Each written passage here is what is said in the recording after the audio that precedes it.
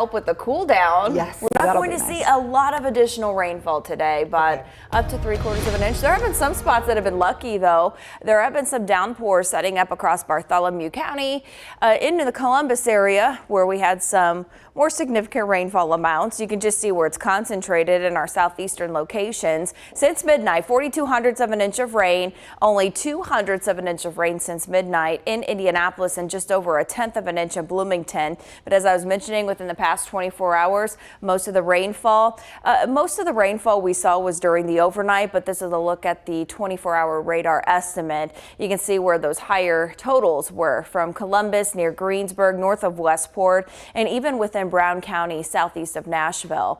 Showing you a look at the radar this morning, we have light scattered rainfall, and based on what we're seeing to the north and west, these are returns. This is letting us know we are dealing with a lot of drizzle in the atmosphere too. So even though we're not seeing steady showers near Indianapolis, we do have drizzle and that light rainfall that is lingering, and that'll be the case throughout the day. But the steadiest shower activity near Connorsville, Rushville, and north of Greensburg. We also have some light rain in Martinsville, Edinburgh, and near Shelbyville, southern half of Shelby County.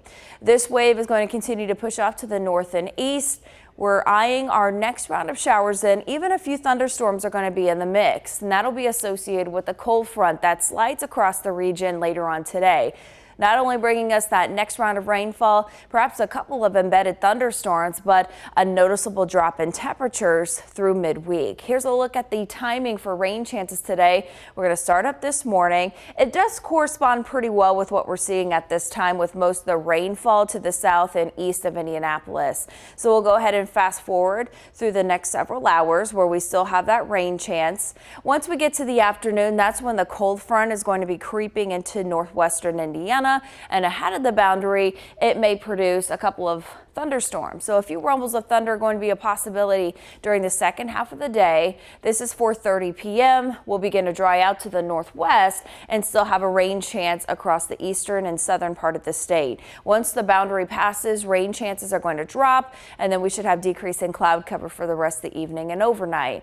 Rainfall amounts, an additional 3/4 of an inch going to be a possibility, although there could be some spots that have lighter totals, and we'll take what we can get because we have moderate drought conditions across a large portion of central Indiana. 52% of the state highlighted in moderate drought, severe drought 14%, and then extreme drought does exist closer to the Fort Wayne area. 67 for the temperature right now. We're not going to rise too much from this point because of the rain chance and the added cloud cover.